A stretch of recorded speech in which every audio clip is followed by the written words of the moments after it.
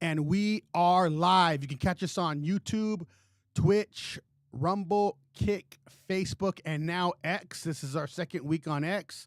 So we appreciate all you X guys watching us, formerly known as Twitter. We appreciate you guys. Please go in and like and subscribe. And we're loving our Facebook fans. You guys are really starting to, our numbers are starting to hit. We appreciate you guys and the trolls and the haters. We love you guys too, because you guys still make us a lot of money.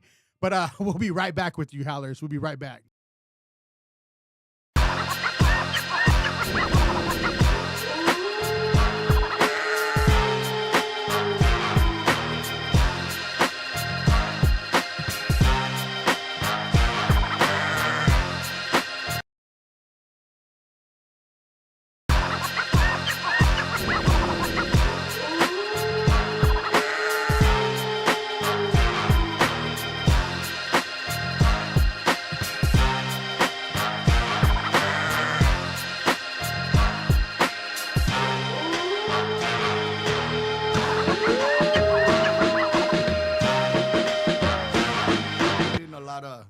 Howls over Baaz.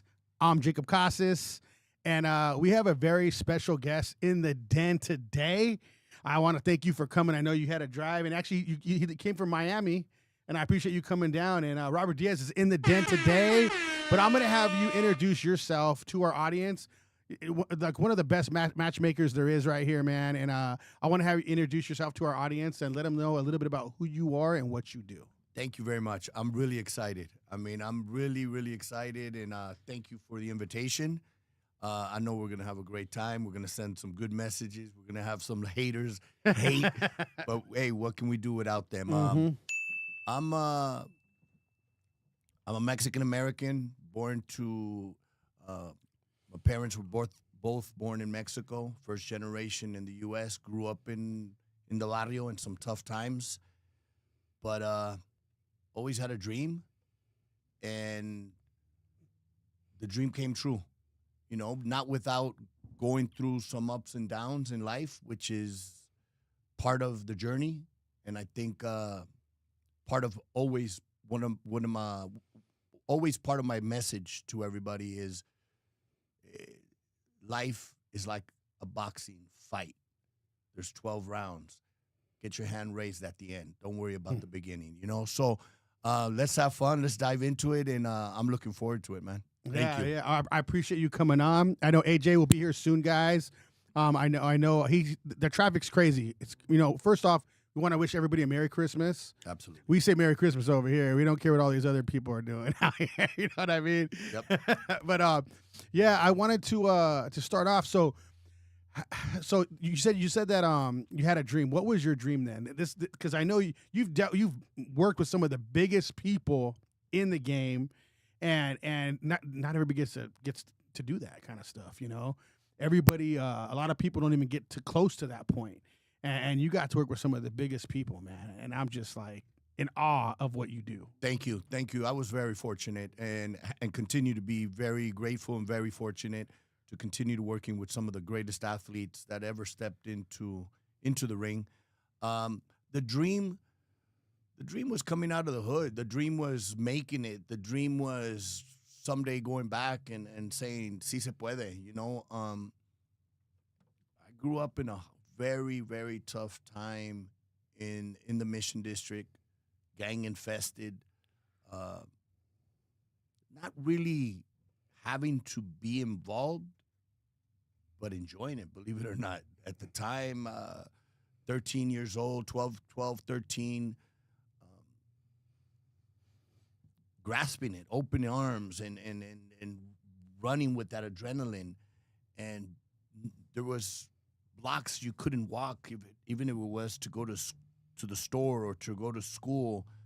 You had to walk a total detour because you couldn't. I mean, it was gang infested. Yeah. In San Francisco, just like that. Wow, I gotta love those sound effects. But luckily for me, I was able to get out, grow out of it.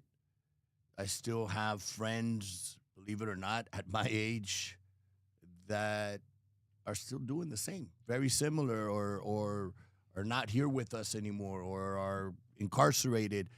So I was able to change it, turn it around, and that's one of the messages, that it doesn't matter where you come from, it's where you go and where you end up. And anybody can make it if you have that dream and hold on to it, you know? And I'm a perfect example from a little chavarrito growing up in the barrio, being a sureño in the northern part of Ooh. California Yeah. wasn't a very wasn't a very safe environment for me. But you learned early on to face the odds. And when I found boxing as a fan, my dad loved boxing, and every big fight, I'm talking back then, it was Muhammad Ali, Salvador Sanchez, Sugar Ray was coming out. There was always a big gathering at the house. So for me, at the beginning, it was just like, oh, there's boxing. That means there's going to be party tonight, you know? And cousins, not at that point, I was still too young. It was just running around playing with the cousins and friends. Little by little, as I got older, it was sitting down and now really dissecting boxing and learning it and falling in love. I mean, Salvador Sanchez and Muhammad Ali were two of my biggest idols at the time. And I took it to the next level. I started going to the gyms. I started trying, but I didn't have the discipline to partake. And I wanted to be a fighter. I wanted to be going to the amateurs and move on to the pros and be somebody. But again, part of the dream, I didn't do it in the ring, but I was partaking many years later with some of the greatest fighters that ever stepped into the ring. So been very, very fortunate. And one of my messages is, again, reach for the stars, because it can happen. So, what was the point where you started realizing that you're going to get into matchmaking? Like, how did that start? I was very fortunate. It's almost like a little movie. Again, I love boxing. I would follow boxing. This is now close to my 30s, maybe late 20s. I meet one of the top fighters in the world during Christmas season, doing the shopping in San Diego. I meet and a fighter that I followed even before he won a world title, Marco Antonio Barrera, Hall of Famer, multiple world champion, multiple weight classes. And at the time, he had just lost his undefeated record. He had just lost to Junior Jones, lost the world title. So I see him in San Diego at one of the malls or one of the stores, and I approach him and I said, keep your head up. You'll be back. At the time, there wasn't cell phones with cameras. I couldn't get a selfie. I couldn't. So I ran around the mall trying to get something to buy for him to sign. But I was always very particular in the sense that if it's a boxer, it had to be boxing related. If it was a baseball player, a bat, a glove, a mitt. If it was soccer, something related to a sport. I wasn't the type of fan that, can you sign this dollar bill or can you sign my T-shirt? So I ran around the mall, couldn't find anything. I approached him later again that evening, and I said, if I give you my address, will you send me something? Fast forward, he did. Oh, wow. A couple years later, he's going to fight in Fantasy Springs. I go visit him or go to attend to watch him, and we cross paths, and he says, looks at me, 2 years have passed, and he says, San Diego. He remembered. He didn't say cool. Roberto, but he said San Diego. So right away, I'm like, yeah. No, it was really cool because, I did get a package in the mail from him. He sent me a picture. He sent me a T-shirt. That's dope. It was really cool. Yeah. And little by little through the years, well, that was December of 99. His fight with Eric Morales, which became historic, the first one, and went on to be a trilogy, one of the greatest ever, was signed to fight February 19th in Vegas. After his fight in Fantasy Springs, I approached his management team. I want to be there. I want to be at the fight. I wasn't looking for tickets. I just wanted to be part of that group. Two of the best fighters in Mexico at the time. Obviously, Eric was undefeated. Tijuana, closer to Vegas. He had the bigger crowd, but I wanted to be there supporting Barrera. Through the years, he brings me on as a friend, then with tasks, and then he moves on from his management team, promoter team, to Golden Boy Promotions, which was really at the beginning stage of their life in boxing promotion. They had gone from management to promotion, and Marco was the first big name that came to Golden Boy. He pulls me in and he says, go ahead, start working on the fights and, go do your thing and put them together. So that's really where the matchmaking began for me. As a fan, and I say this to all the fans out there, a lot of the fans are some of the best matchmakers. They just don't have the opportunity or the position, but once you're a fan, you know the boxing, you understand the styles, they're some of the best matchmakers. They just have to learn. There's a lot of obstacles to make the fight. It's not just like, oh, this is the fight. Why don't they make it? But that was my first steps or tastes. When Marco decides to move on and retire, Golden Boy calls me and says, hey, what are you going to do? I thought I was going to go back into law enforcement. I was working as a probation officer. And they said, no, why don't you come work for us? We're growing, we're expanding, and there's a position for you to help and start making the matches and signing the fighters. Okay, so with that being said, when you got that call, when they asked you that, how did you feel? To be honest, couldn't sleep for a couple of days. There was a lot of nerves. There was a lot of, what if I don't make it? What if I fail? A lot of questions to me. Personally, I had the questions. And I was very fortunate. My wife had always given me the support with Marco, before Marco and after. And then with Golden Boy, she goes, this is what you've been waiting for, no? This is what you've been dreaming for. I said, yeah. Then what are you waiting for? And you know what? That's another strong message that what's the worst thing that could happen? It doesn't work out. Go back to what you were doing. But always bet on yourself. And that's the message that when she told me that, I said, you're right. What am I waiting for? I didn't sleep for 2 days. One, at the time, I didn't think I wanted to move to L.A. Today, I love it. But it was a lot of what if I don't succeed? What if I fail? What if you ruin a fighter's career?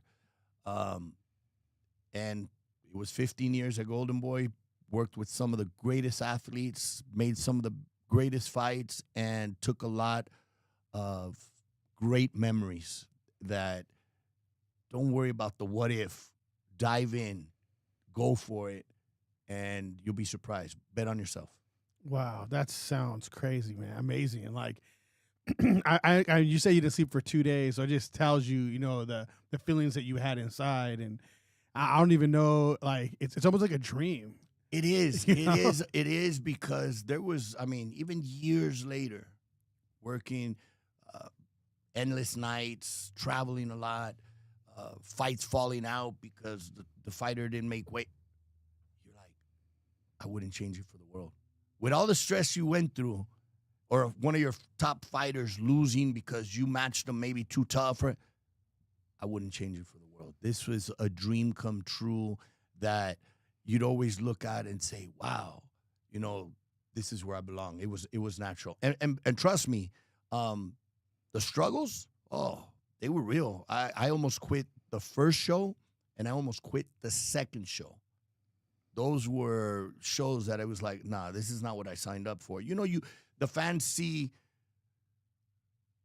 the event, the lights. Wow. But before that, there's a lot of struggles to get there. And going to my first 2 shows, cold weather. It wasn't like I was told, okay, come with me, shadow me. These are your responsibilities, and this is what you got to do. No, it was like, okay, you're going to Boston in the winter, and you're going to Chicago the next show. So it was back-to-back shows. Both, snowing back in those days, or in that time. the first show, the main event doesn't make weight. The co-main event falls out. They say, Robert, go ahead and make the co-main event. This is your budget. Okay. Dang, that's wild. And it's TV. I've always been a big fan of Mexico against Puerto Rico. So I made a kid from New York, Puerto Rican descent, Jeffrey Resto. This was over 20 years ago, against a kid from Tijuana, Humberto Tapia, may he rest in peace. And again, I wanted to quit after that show because there was a lot of problems. I mean, I'm dressing the ring. I'm breaking down the ring. Producer walks by and says, wait a minute, aren't you the matchmaker? I said, yeah. And he goes, and you're dressing the ring? I said, there was nobody else to do it. But don't worry, I'll be the ring announcer tomorrow too. You know, just joking, trying to keep my spirits up, but I was eating chile at that time. I was like, you know, wait, this is not for me. This is not what I signed up for. On the way back, there's an article a couple days after the show or the next day after the show on Fight News, which was really big back in the day. And it says, this is what matchmaking's all about. I still have that article. And it was on the Jeffrey Resto Tapia fight, the fight that I had made. An 8-rounder, not big names, but it was such a good fight that I think that's one of the things God sent to say, Aguanta, it's not going to be beautiful. It's not going to be pretty. It's not going to be nice right now. You gotta pay your dues. And when I read that article, again, I was ready to quit. But when I read that article, I'm like, okay, maybe I was born for this, you know? And the second show wasn't better. Chicago, snowing. I'm in the venue. We're getting ready to start. And I get a call from the hotel. Now, the hotel's about 40 minutes away. And because it's, black ice or, you know, where you can't go too fast because you get in an accident. I get a call from the hotel, and they said, sir, you Robert Diaz? Yeah. I got one of your fighters here. And I said, one of my fighters? Now, the drivers had shuttled all the fighters to the venue. And I'm like, who? And they give me the name, and he was the opponent for the very first TV fight. And we're live in like 20 minutes. So I'm like, okay. All right, let me talk to him. Get him a taxi. I'll pay for the taxi here. We didn't have Ubers. Get me a taxi, but let me talk to him. So I get on the phone, and I said, I need you to come in the taxi with your trunks, with your boots, with your guard, everything on, and start rapping. Because as soon as you walk in, you're gloved and going into the ring. And sure enough, he walks in, we put on the gloves, keep walking into the ring. Unfortunate for him, 10 seconds later, out of the ring. Damn. But the show went on and on schedule, and the first fight went on right on time. When the show was over, I get back to the hotel, and I'll be quick on this one, but it was funny. I get back to the hotel, and just walking into the lobby, I see about 10 teams. Everybody running, talking, and I'm thinking they're just partying now, having a good time. I walk in, and everybody approaches me. How are we getting back to the hotel tomorrow, or to the airport tomorrow? I'm like, what do you mean? The same way you got here.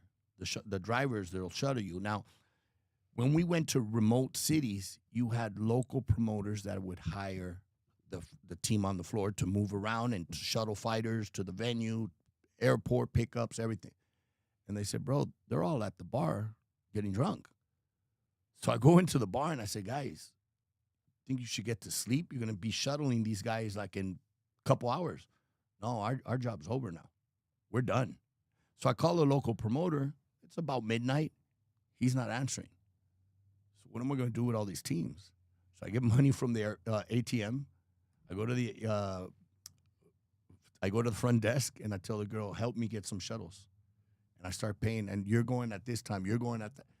But again, I didn't sign up for this. This wasn't in the. Yeah, it's not your job, and it's not in the handbook. What do you do at this point, right? So it's like, I learned right there: improvise, just get it done, figure it out.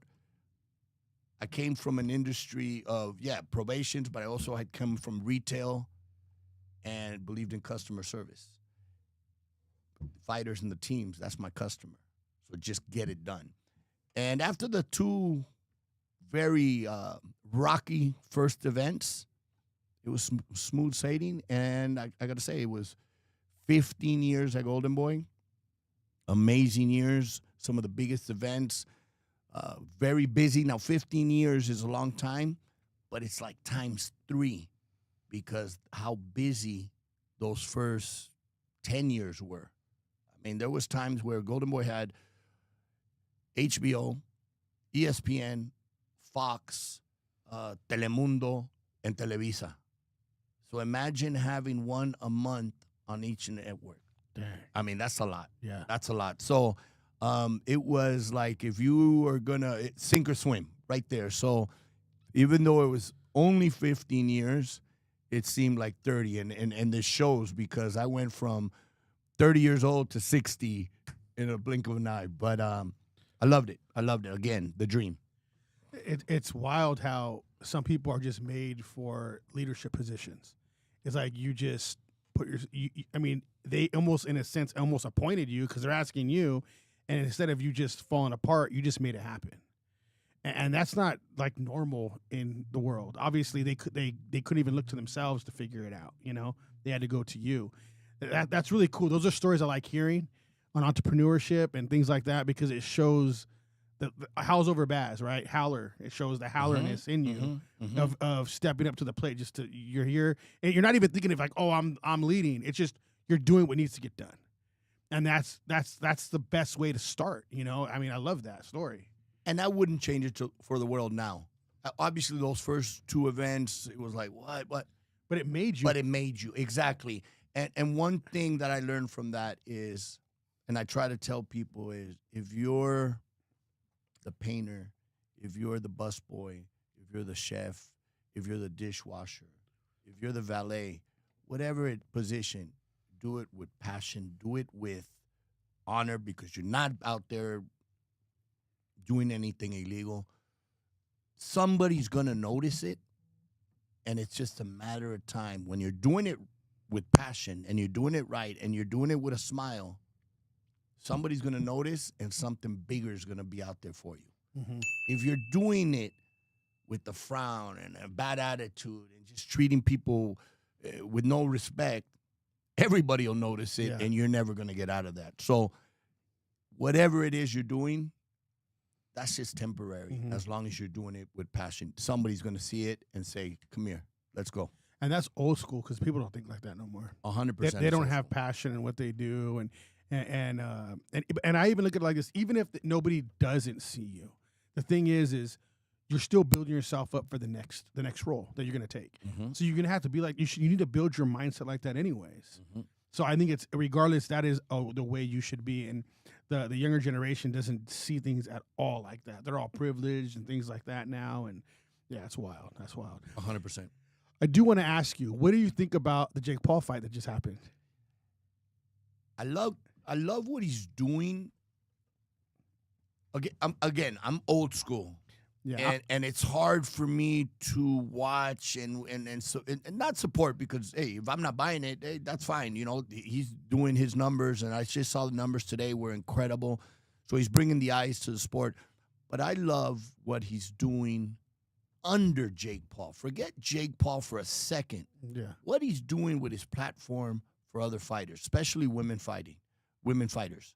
I have 2 girls signed to him. Oh, wow. Jessica Neri Plata from Mexico, first Mexican to sign with MVP, and Raquel Miller from San Francisco signed with. So what he's doing for women boxing, I mean, Amanda Serrano and the Katie Taylor, and it's amazing because he's giving the women the platform, that exposure, Netflix, The Zone. That's great. Yeah. Now, what he's done, I didn't think he'd do it. I mean, one thing is to go in there with a 60-year-old legend.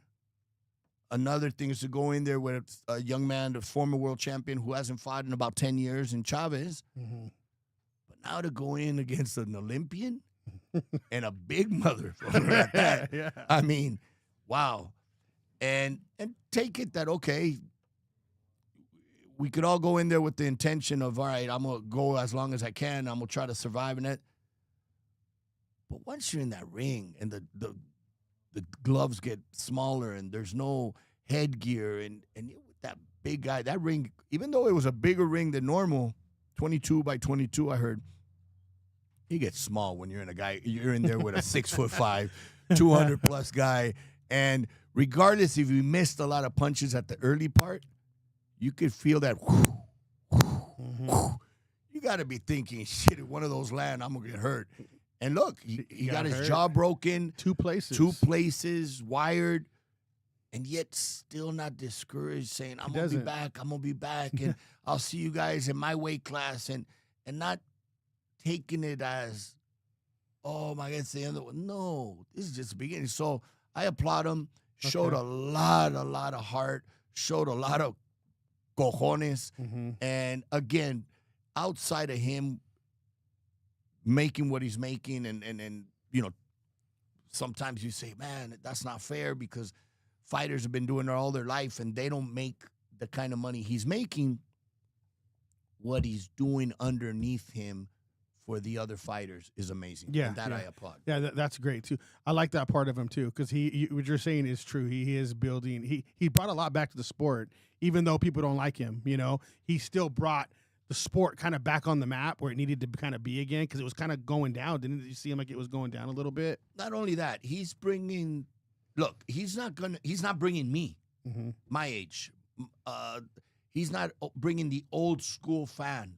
We already have them. Yeah. He's bringing in the new fans that we didn't have. Yes. So hopefully, out of that's true, the millions that he's bringing, once he retires or if it's over, he hangs it up, we keep some of them. Yeah. Because he brought in his generation, the younger generation that are Jake Paul fans. Yeah. There's very few people that step in the ring that can say, I'm bringing in my fans to the sport. Because if you're a boxer, you're bringing in boxing fans.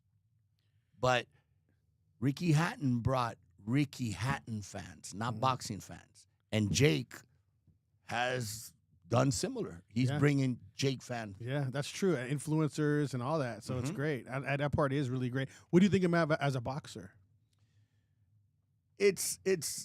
I think it's like any other sport or any other craft. You can't get up one day and say, look, I can't wake up tomorrow and say, you know what? I want to be a football player. And I'm going to start going pro. Yeah. So that's crazy, because maybe it could work because we're playing a sport. And, yeah, I might get hurt, but that's not the intent. To wake up and say, I want to be a boxer. And not only I'm going to be a boxer, I'm going to be in AT&T Stadium with 50,000 people in attendance, whatever the attendance was with Mike Tyson. I mean, that's crazy, because you don't wake up one day and say, especially at an old age, you didn't have the amateur, you don't have. So I give him credit. I could see from the first fight to even this last one, he has put in the work. Yeah, he did look like he did. This guy just mopped him up, but yeah, you could tell he's working. But at least he was shifting. Yeah. He wasn't running, turning his back, making it look like, come on, you don't even belong here. Which, if he would have done it, I don't think we can blame him, because, again, he doesn't have the experience.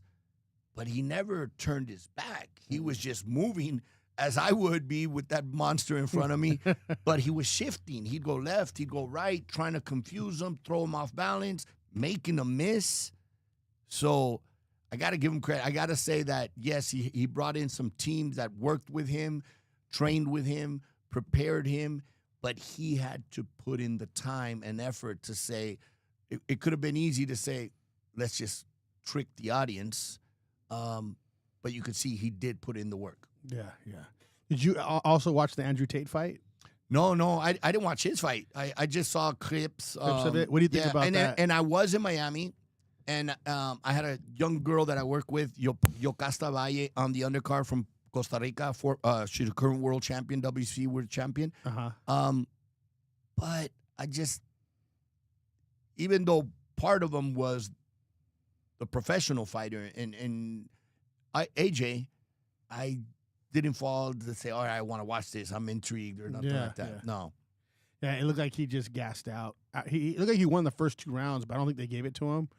And then he just gassed out. The dude just like hung on him the whole time. And that's not hard to believe because the nerves, as much as, okay, I'm prepared and I'm going to psych myself up, you're in there again with this big guy who's a big puncher, who has experience from the amateurs, an Olympian, a gold medalist, former world champion who's still in his prime. You're going to get tired because you don't have the experience to settle down and relax. And he was a kickboxer. He wasn't a boxer. So that's a big difference. Andrew Tate wasn't a boxer. He was a kickboxer. So I was kind of like, why is he boxing this guy? You know what I mean? Kickboxing's so different than boxing, you know? But, yeah, he looked like he just gassed out. And the guy didn't do nothing to him, though. That's the surprising thing. Like, you think that, you know, he gassed out and he's not an experienced boxer. He's an experienced kickboxer. And he still didn't. I was thinking he would be able to knock out Andrew Tate, but he couldn't knock him out. So but that's Andrew Tate's second defeat in as many fights, no? I think it is his second defeat, but his defeat was in kickboxing though. Oh, okay. Yeah. Okay. He was a world champion kickboxer. Okay. But he decided to box this guy, and I was like, dang, this is kind of weird that he's boxing. Because, you know, it's just not the same. No, it's not. It's not natural for you. You have to have the muscle memory, and it's something that, look, the fighters we see today at the top of the world, at the top of the game, have probably been doing it since they were 8, 9, 10 years old. So it's completely natural to them when we see them.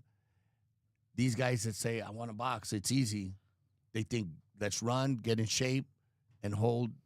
Once they feel that weight of the gloves after 1 round, 2 rounds, those gloves get heavy. And then take punches at the same time. Yeah, it's a different game. You can't play boxing.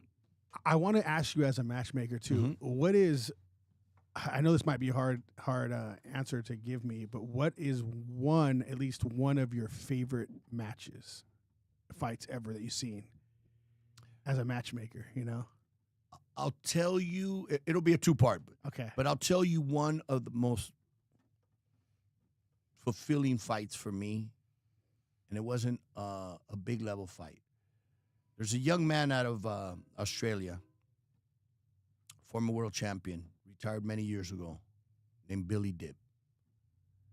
Billy Dibb was given a few years back, was given like 4 months to live with, if I recall correctly, he had stage 3 cancer.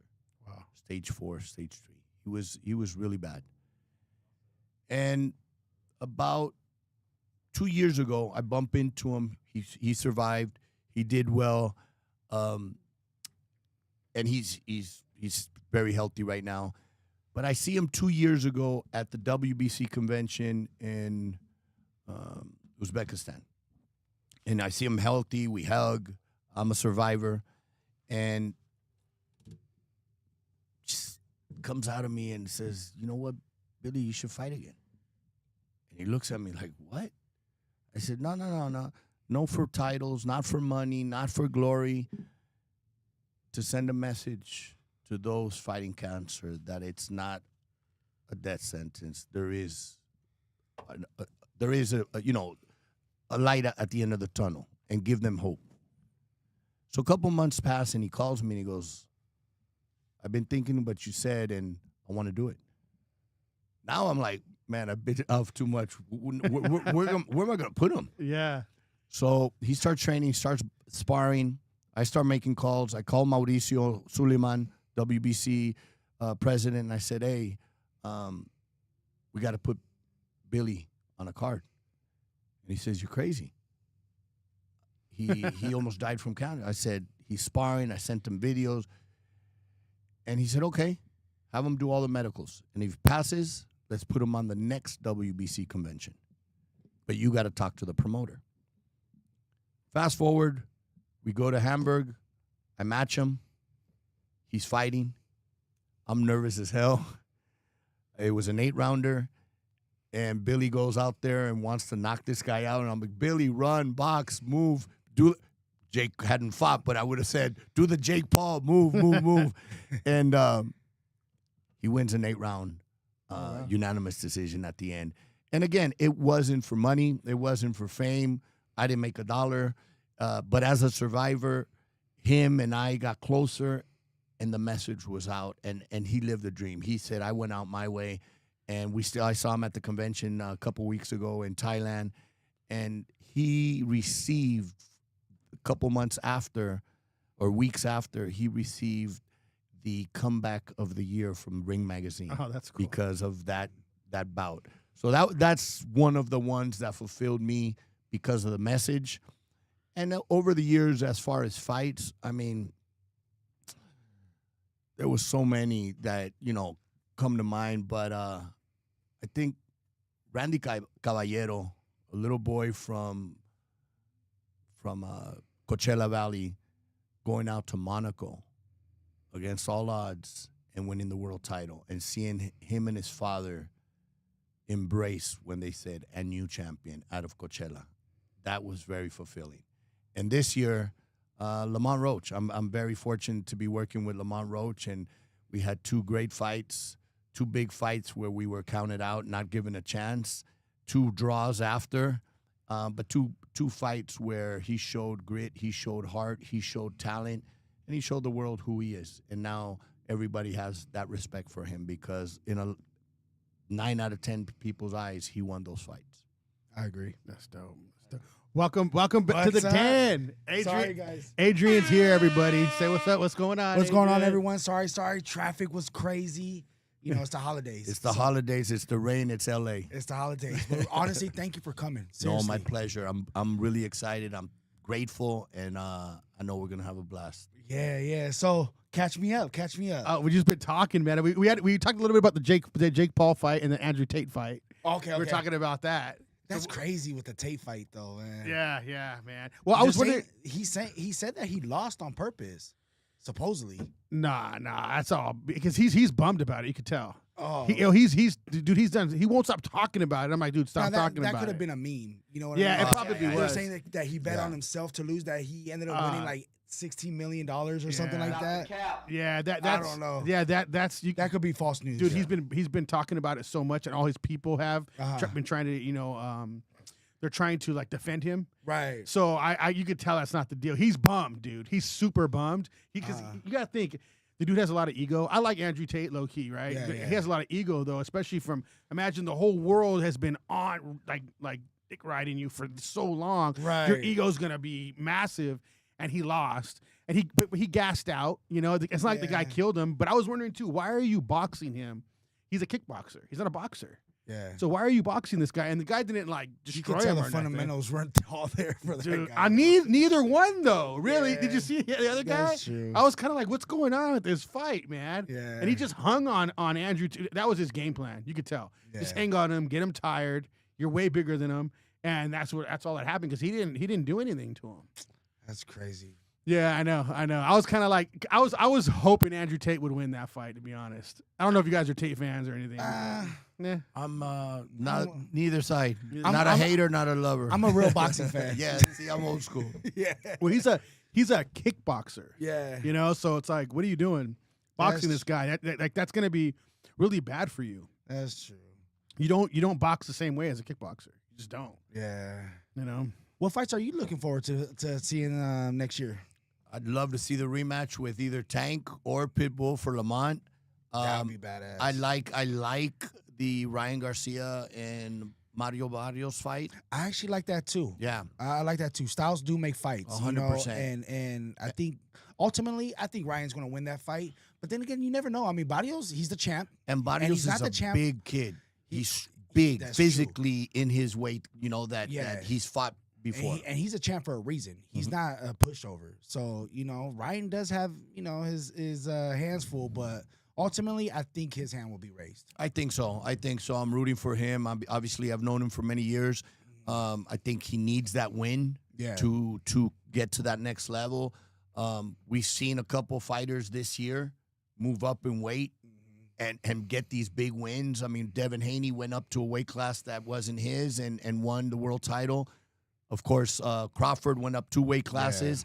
So it can be done, and then if somebody can do it, as long as Ryan is 100% focused, I think he does it as well. And about Haney, what do you think about him? Like his last performance? I think his last performance was pretty good. What do you think is next for him? So it takes a while. Look, after he got knocked out, or not knocked out, after he got dropped a few times and lost with Ryan, we saw that first fight where he was very tentative. Correct. In New York, and he moved too much. I think now going up in weight, there was a lot of questions of, now he's going against a big puncher in another weight class, but he stood his ground a little bit more, actually hurt Norman. I think it takes a few fights. It's normal. I've been through it with some fighters. When you're not used to getting dropped or knocked out or beaten, right? There's always those questions once that bell rings. I think those questions have now been answered within himself. I agree. And now he's going to take it to that next level. And I hope if Ryan wins, now it's a unification, and the rematch. I didn't think about that. You're right. Yeah, so now it you makes think it that bigger. rematch can happen with Absolutely. Ryan? Yeah? Absolutely. If it's a unification, now they're both bringing something to the table, welterweights, fully grown men. That's true. I think now there's obviously the grudge, and there's a reason why. Would you want to see a rematch with Jake Paul? Ryan Garcia and Haney? Yeah. No, heck yeah. Would you want to see that rematch? Yeah, absolutely. I agree. Absolutely. Yeah. I agree. Even though, the first fight was obviously lopsided. Mm-hmm. Ryan took it. Well, lopsided in the sense, in the rounds where he dropped him 3 times. Correct. Obviously, he wins those big. But the other rounds, Haney was winning. So outside of the knockdowns, you know what? that's You're right. why. A lot of people do forget about that. That Haney was, toe-to-toe with them on the cards. On the cards. It's just everybody the remembers. knockdowns, the 10-8s 3 times makes the difference. Everybody remembers the knockdowns Sure. and how he kind of, I don't want to say embarrassed them, but. And I'll tell you, too, which fooled me, and I knew Ryan. I thought I knew him. The antics going into the fight, you're thinking, hey, is he calling out for help and help me and pull me out, or is he going to do something crazy? I really thought he was going to do a Tyson Holyfield, bite the ear, or do something to get disqualified. Yeah. So when we see, wouldn't that be some crazy shit? No, but when you see him go in there and perform and drop him, okay, he's going to get tired pretty soon because he didn't train for this. Yeah. And then he makes the fight and drops him 3 times and, wins the. Like, wow, he fooled me. He fooled me. I thought he was going to be tired after 3 or 4 rounds. That's true. Yeah, he's been live streaming a lot with like Neon and all them. Like all these live streamers. He's been live streaming a lot, and he looks like he's just out of his mind a little bit.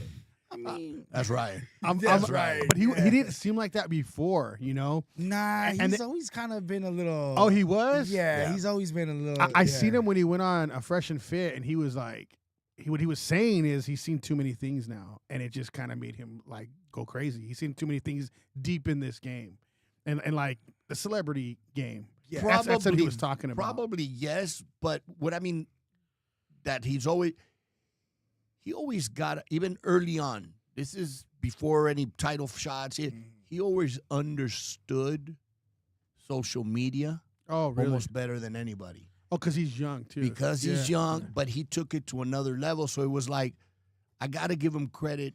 While he was doing boxing, he was growing his social media status. And that's hard because just concentrating on one is hard. Yeah. Now doing both, juggling both, and being successful to a certain point in the ring and out of the ring. Yeah.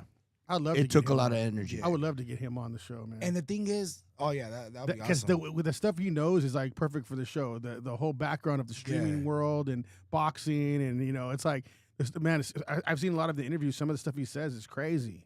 And the thing is, now like you've known him for a long time. I've known him for quite a bit too, and he's been how he is. It's just now he has he's microscope.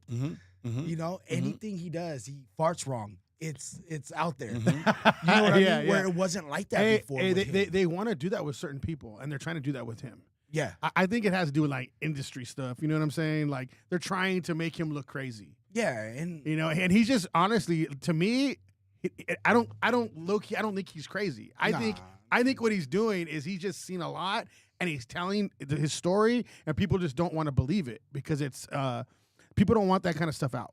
Yeah. You know what I mean?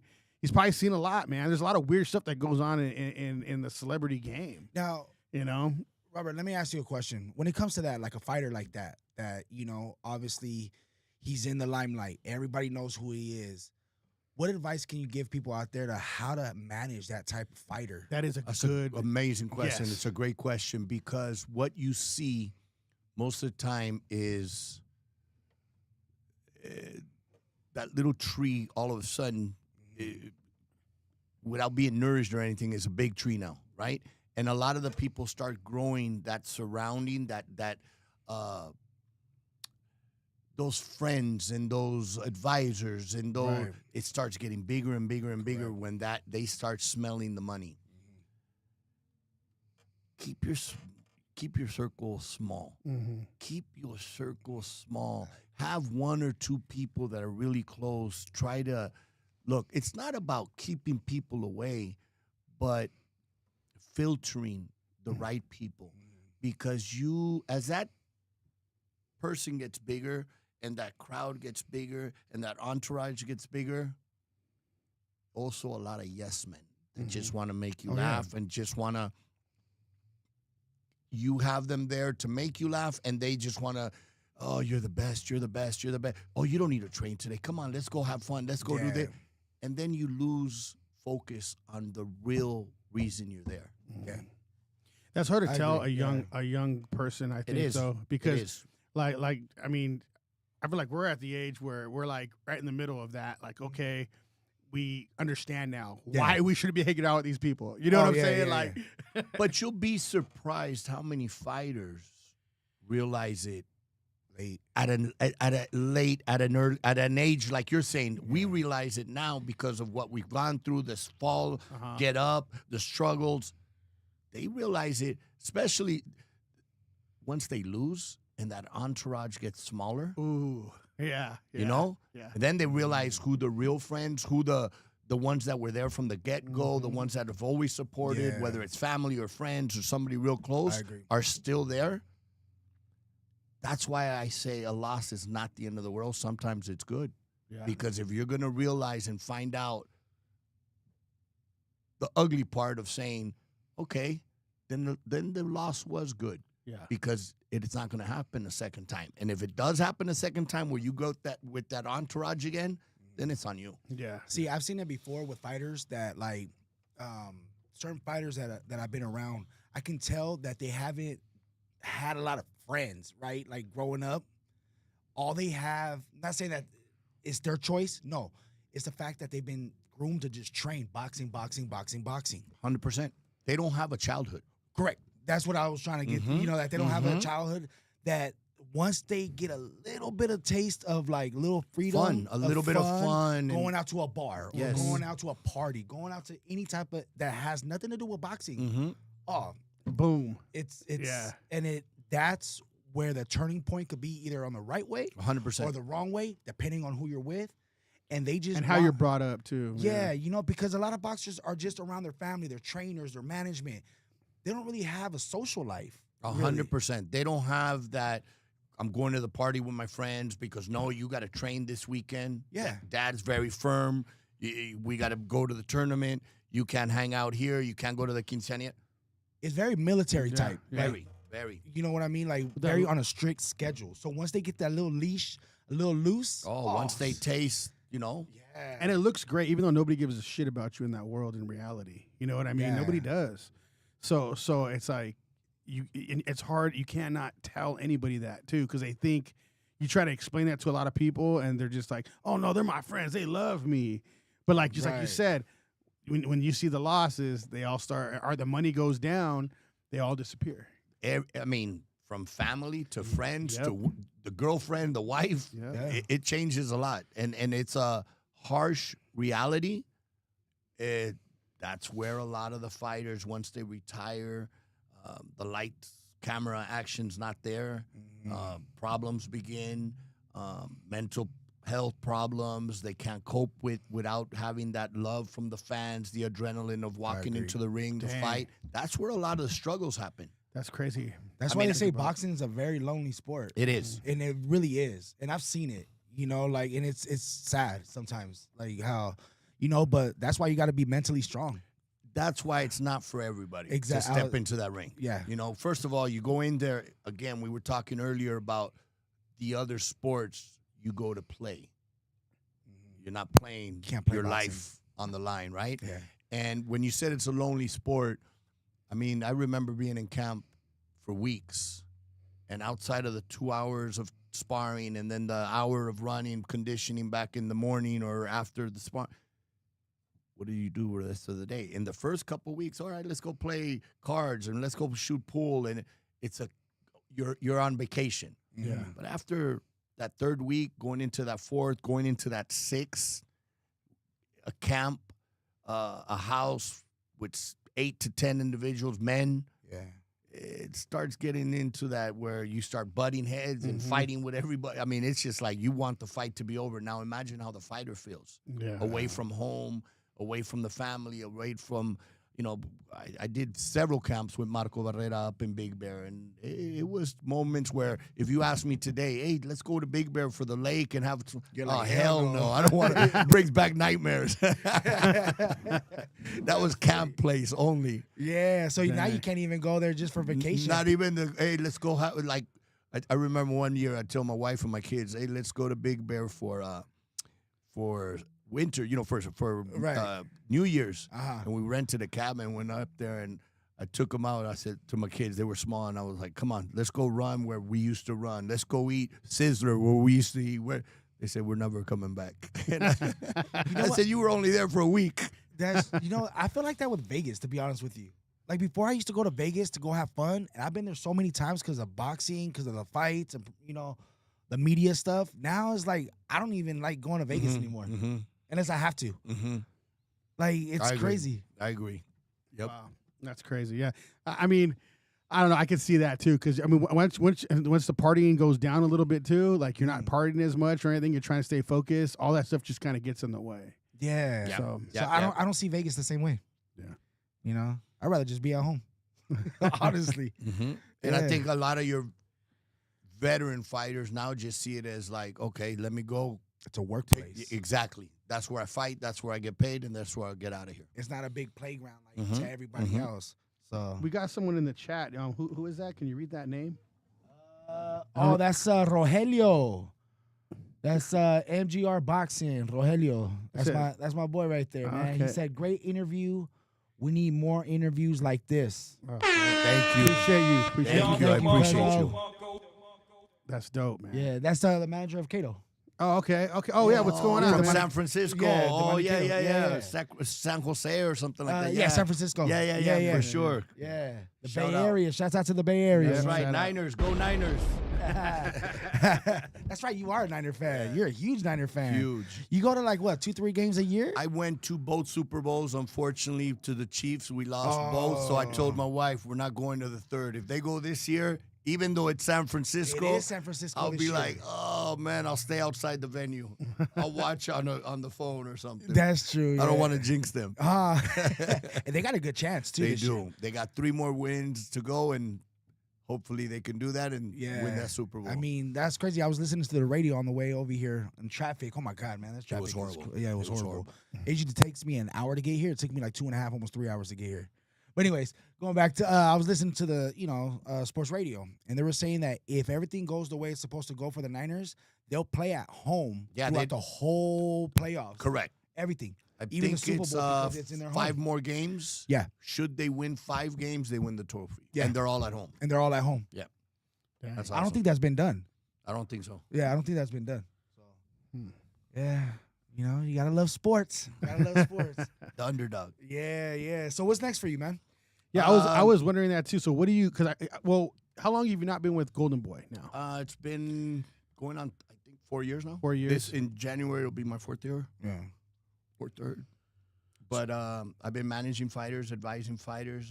Like I said, I worked with Lamont Roach, young girl from Mexico City, Jessica Neri Plata, a young girl that I'm very proud of. Shout out to Adelaida La Cobra Ruiz. Oh yeah, shouts out to her. I've had her on my podcast. Really? That's Yeah, awesome. She WBC just won the winner. world title a Yeah. couple weeks back. I'm very proud of her. She's been through. I mean, if there's a story that needs to be told, and again, not only a fighter, a boxer, but a women boxer. And I say that with all respect because it's been tough for women to get that opportunity. That's why, again, I applaud Jake Paul, what he's done, not so much for him in what he's done in the ring, but what he's doing with his platform for helping others.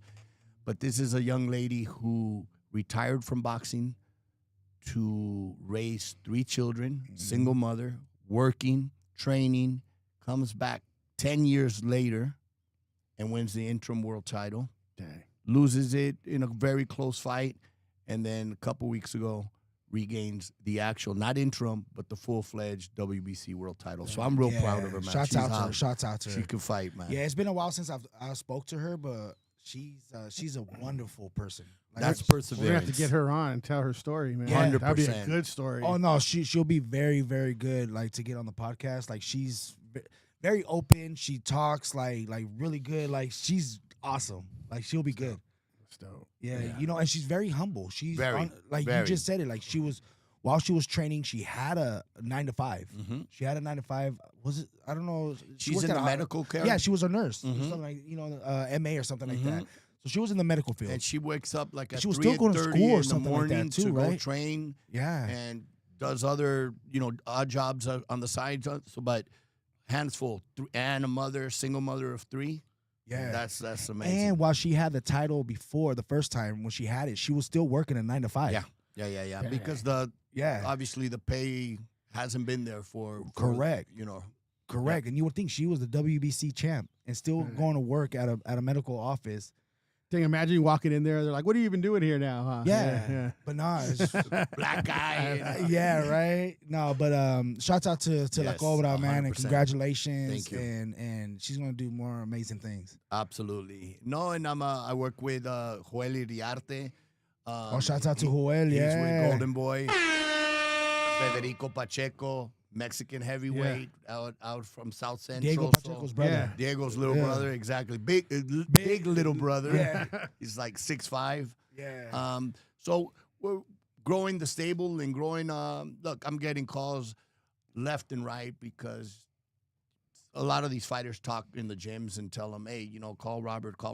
And a lot of times it's not like, with me, it's not like, okay, we got to sign a contract. No. I'll help you. Let's go. Let's go see what I can do. And if I can't do it, then adelante, Yeah. But if I can, then let's get to work. Dang, that's so cool. So you're all the ins and outs of this game, so nobody can fool you. You're the perfect manager for this. You know what I mean? Honestly, yeah. Like, dang, that's crazy. That's why he's cool. the GOAT. Yeah. That's why Thank you. That's like Well, I'll tell you what it is, too. Because I was on the promotional side so many years, I'm not on this side now. I'm not the one like, I want more and more and more and more and more. No, it has to be equal for both, right? Both sides have to win. Yeah. So I respect the promoter that he has to make his money. Yeah. He's putting up everything. He has to make his money. I just give me a little love on this side. Let's work together. Let's meet halfway. But you have a lot. I mean, while I was on the other side, on the promotional side, one thing I didn't like was over negotiating. No, you got to give me more and more. And it was never enough. mm, And it's like, draining. instead of being, it is, because instead of being, hey, thanks for the opportunity, because that's how it starts. Yeah. Give me an opportunity, please. Yeah. My fighter's the greatest thing on earth. He's going to be a world champ. Okay, let's go. Let's give him an opportunity. And then the very next fight. Well, that's what you were doing too. Even with that first fight, you said you brought those 2 guys in. Remember their first matchmaking.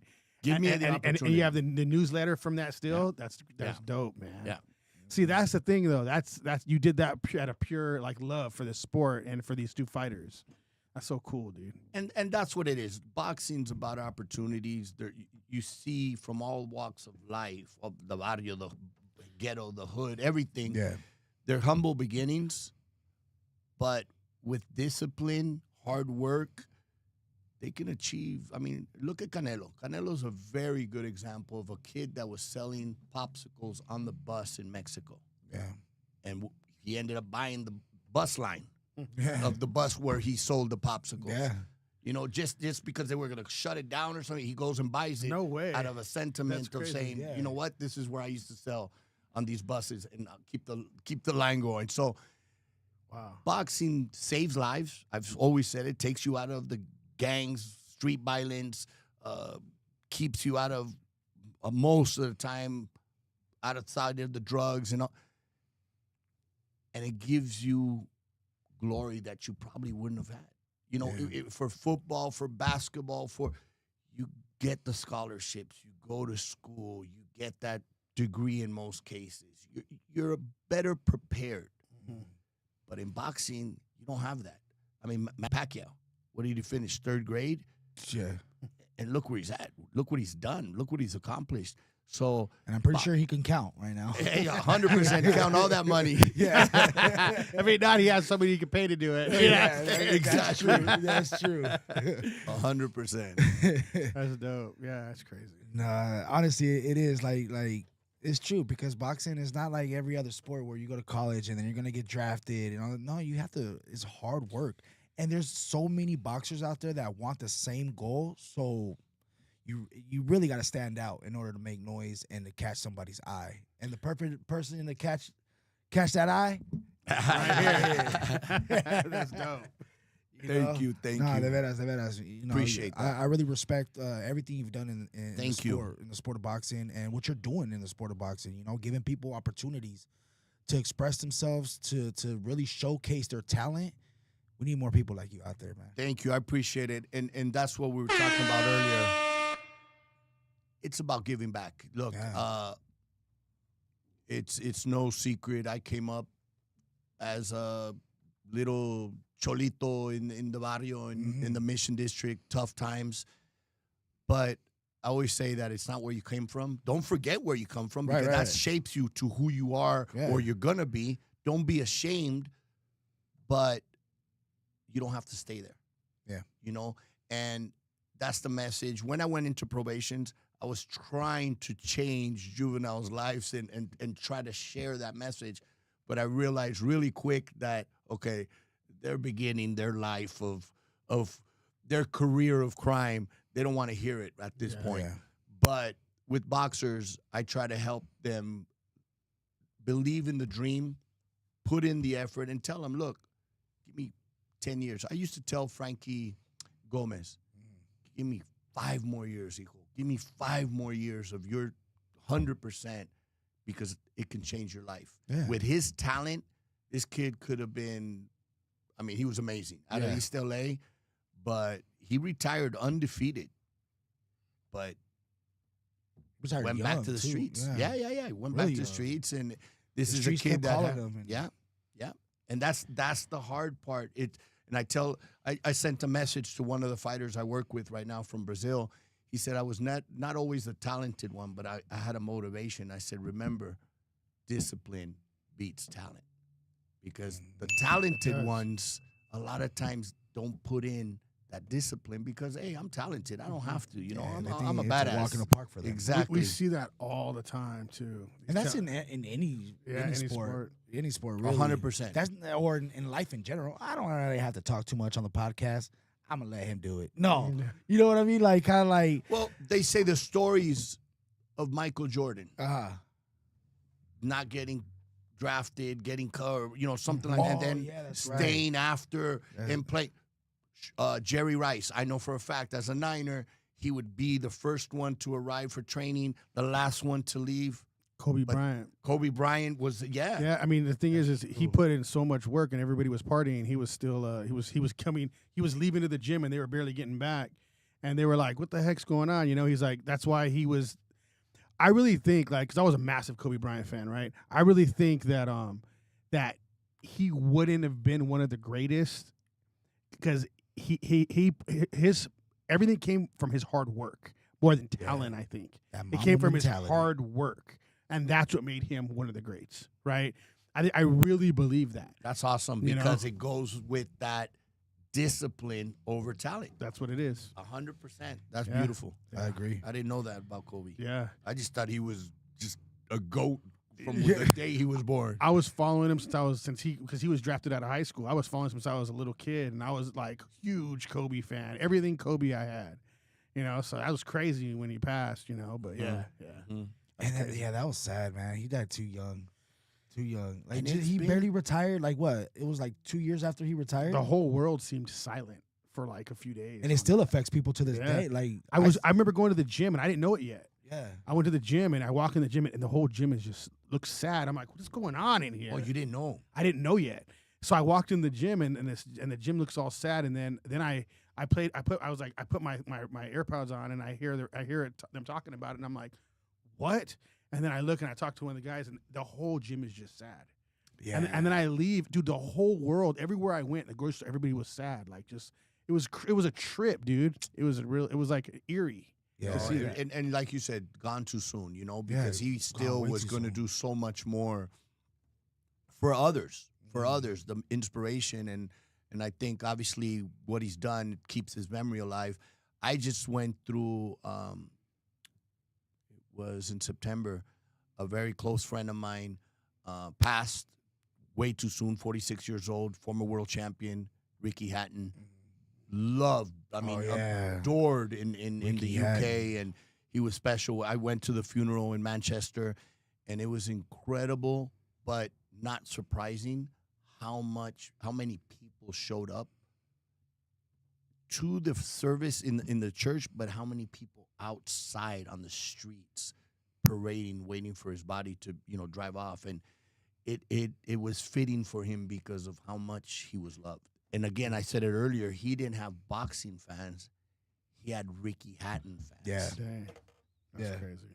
And he was still heavily active in boxing. He was going to fight in Dubai in December, this month, in an exhibition. Yeah. But he was training, getting ready for that. They were actually going to fly out on Sunday for the press conference from Manchester to Dubai to have the press conference when his right hand, Paul Speak, went to pick him up to go to the airport, and that's when he found him. And 46 years old. That's still young. Yeah, 100%. Yeah. Life's too short. 100%. Really too short. But I do want to give you the floor right now. So anything you want to say, any words of wisdom, anything of motivation, where can people find you? The floor is yours. Thank you. I appreciate that. Look, one thing I do want to say is I'm going to use the topic of boxing because that's where my love, my passion, that's what I do. But the message out to everybody out there is life is a struggle. It's the same thing as a boxing event. It's the same thing as a fight. We have 12 rounds. We have bad rounds. We have good rounds, bad days, good days. There's illnesses, divorces. You get laid off at the job. But it's not the end of the day. Don't look back. Look forward. Keep fighting. Keep going forward. Follow your fighters' footsteps, your idol, the ones that you admire, and know that it's a 12-round fight, not a 3-round fight. Get your hand raised at the end. Don't worry about the first couple rounds. Worry about the last couple rounds. I've learned that a lot through life because of the ups and downs. Early on, 18 years old, 19 years old, had a major car accident in Tijuana. They thought I was going to lose my right leg, for sure not walk. Here I am many years later, survived that one. In my 30s, diagnosed with stage 4 cancer. Wow. At times wanted to throw the towel. I was sick and tired of chemos and, everything that goes around with it. That's why I'm a big supporter of people when I hear that have it. I try to let them know that they're not alone.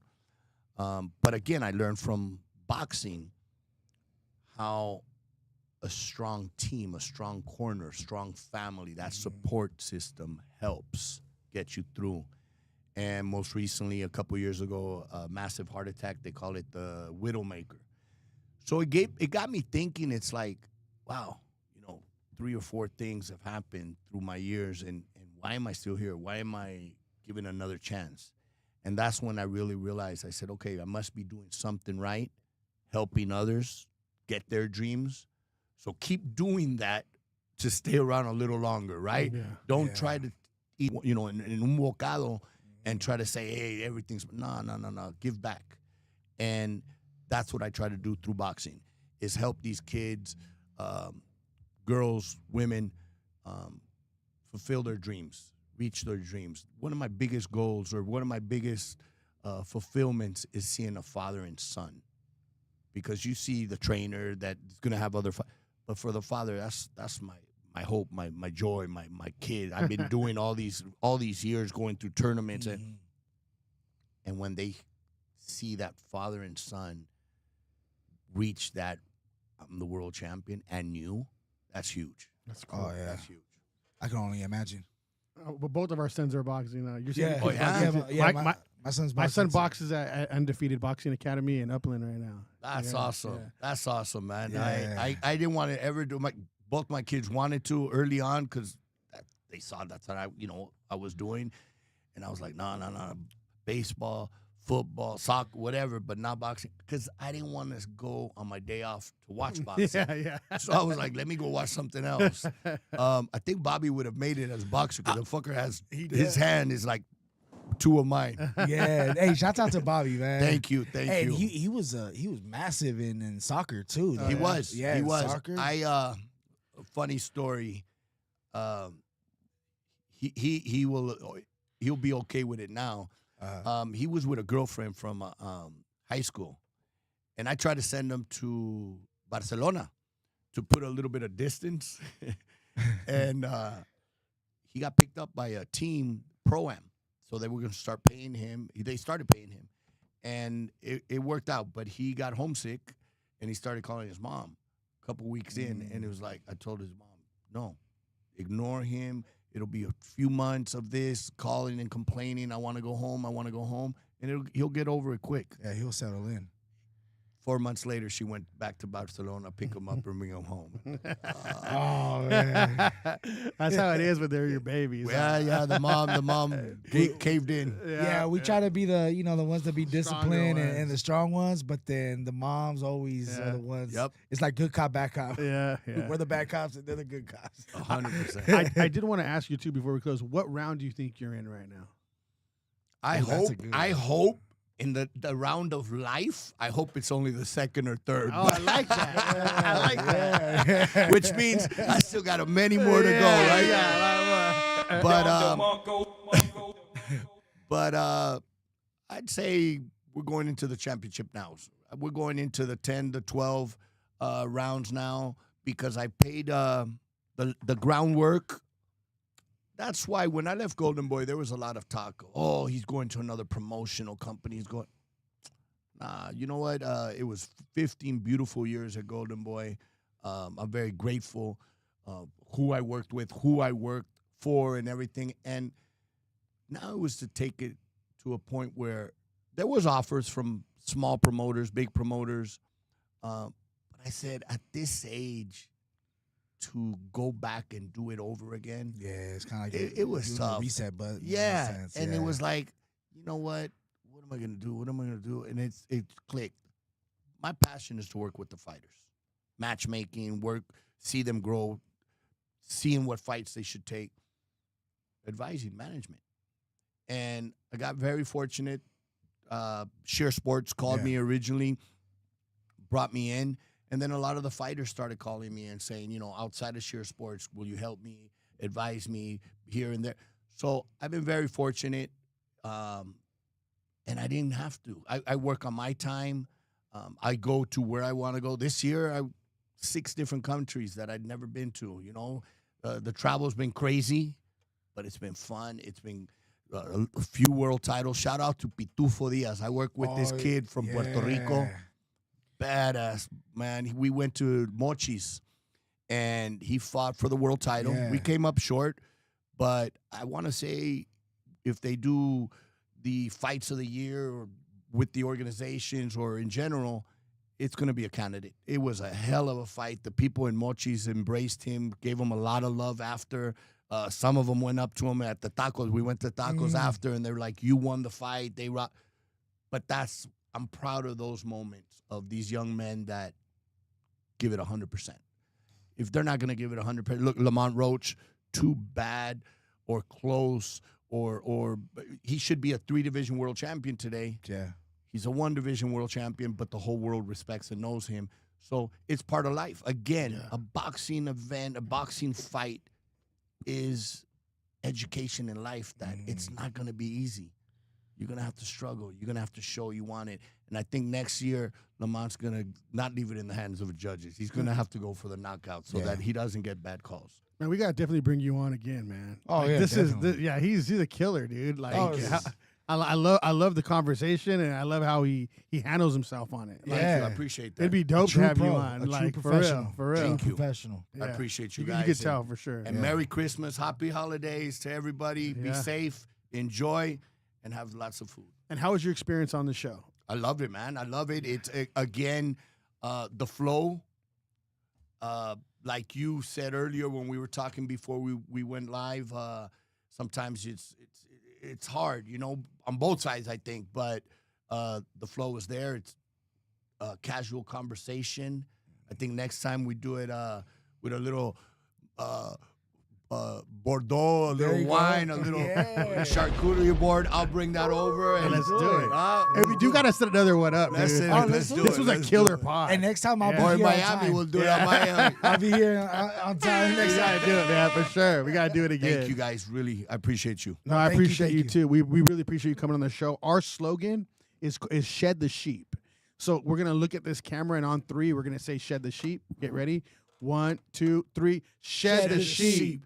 Howls over Baaz. I'm Jacob Casas. Adrian Gonzalez. Roberto Diaz. Thank you guys. We appreciate you guys watching. We'll be right back with we have one at 5. Maybe we'll start a little bit like 5:10, but we'll be right back with you, Howlers. Peace. Thank you.